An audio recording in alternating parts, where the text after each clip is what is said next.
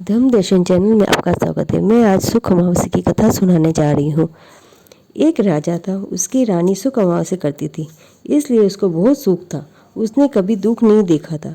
एक दिन उसके पड़ोस में कोई मर गया था, तो उसके घर में सब रो रहे थे। रानी ने कहा, ये पड़ोस में क्यों रो रहे, ये सब क्यों रो रहे हैं और इतने दुखी क्यों हैं? मैंने तो ऐसा कभी नहीं देखा। रानी ने बैठे बैठे विचार किया कि मेरे को तो ऐसा कभी रोना नहीं आता। उसने ज्योतिषियों को बुलाया और कहा, मुझे रोना नहीं आता, कोई उपाय बताओ। जोशी ने कहा, तुम कोई ऐसा व्रत तो नहीं करती? रानी ने कहा, मैं सुख अमावस्या करती हूँ। जोशी ने कहा, अगर सुख अमावस्या करना छोड़ दो तो आपको दुख होगा। रानी ने कहा, मैं व्रत नहीं छोड़ सकती, आप कोई दूसरा उपाय बताओ। जोशी बोला कि आप लड्डू खाकर सो जाओ। सुख अमावस्या ने उसका जहर हर लिया और एक एक करके सब रुत उठ गए। रानी ने देखा कि ये सब तो ठीक है।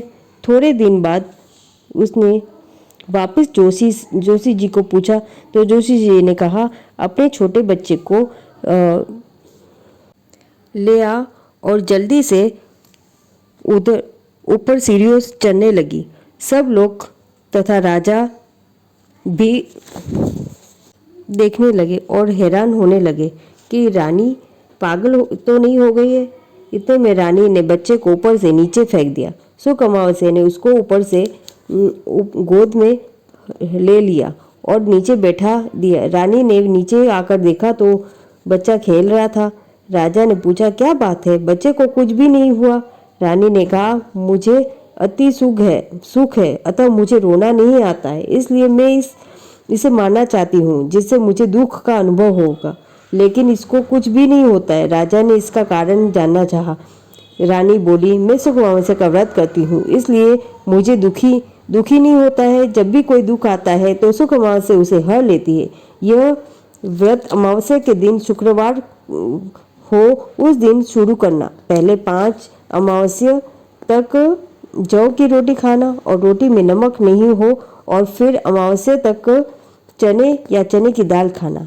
फिर 5 अमावस्या मूंग, फिर 5 अमावस्या गेहूँ, फिर चावल, फिर तिल खाना। जब 5 बार खाने के बाद पीला वस्त्र, चने की दाल, सुवर्ण और दक्षिणा देना। गेहूं में तांबे का पात्र, लाल वस्त्र, गेहूं और दक्षिणा देना। चावल में सफेद वस्त्र, चावल, चांदी और दक्षिणा देना। तिल में लोहे का बर्तन, तिल, काला कपड़ा और दक्षिणा देना।